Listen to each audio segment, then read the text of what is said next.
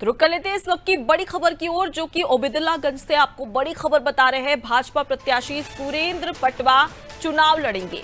सुरेंद्र पटवा के नामांकन पर आपत्ति खारिज हो गई थी। आपको बता दें कि आपराधिक मुकदमा को छुपाने के लिए आपत्ति लगी थी, जहां पूर्व नेता प्रतिपक्ष अजय सिंह भी चुनाव लड़ेंगे। अजय सिंह के नामांकन पर आपत्ति खारिज कर दी गई है। साथ ही आपको बता दें कि अजय सिंह के नामांकन को होल्ड किया गया था, जहां भाजपा प्रत्याशी शरदेंदु तिवारी ने शिकायत की थी। निर्वाचन आयोग ने आरोपों को गलत बताया है।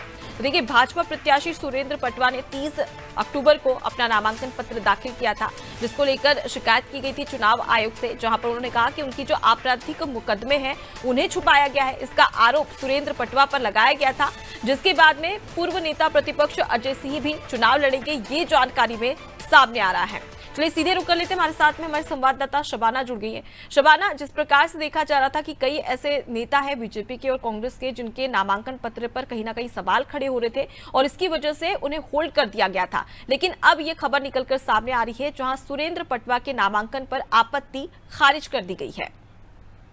जी देखिए अनुपमा, मैं आपको बताना चाहूंगी कि पूर्व मुख्यमंत्री उमा भारती के भतीजे राहुल लोधी और कांग्रेस नेता अजय सिंह राहुल, इसके अलावा जो है इनका नामांकन खारिज कर दिया गया था। बीजेपी के बड़े नेता सुरेंद्र पटवा का विधायक भी रहे, मंत्री भी रहे, उनका भी खारिज कर दिया था नामांकन पत्र में गलत जो प्रक्रिया भरी गई थी उसकी वजह से। लेकिन अभी निर्वाचन आयोग ने इन तीनों नेताओं को थोड़ी राहत देने का काम किया। तीनों का जो होल्ड था नामांकन पत्र उसको हटा दिया गया। अब तीनों चुनाव लड़ सकेंगे और जो निर्वाचन ने इसमें बड़ा फैसला लेते हुए ये भी कहा कि अब आगे इस तरीके की गलती ना हो, सभी प्रत्याशी को इसके लिए जागरूक किया जाए, इसके बारे में बताया जाए। तमाम तरह का जो राहत देने का काम निर्वाचन आयोग ने तीनों को जारी कर दिया, तो अब तीनों है जो है मध्य प्रदेश विधानसभा चुनाव लड़ सकेंगे। जी बिल्कुल, तो कहीं ना कहीं यहाँ पर इन्हें हरी झंडी दिखा दी गई है चुनाव आयोग की ओर से। प्रत्याशी अब चुनावी आगाज कर सकते हैं और साथ ही चुनाव भी लड़ सकते हैं। फिलहाल के लिए बहुत शुक्रिया तमाम जानकारी हम तक पहुंचाने के लिए।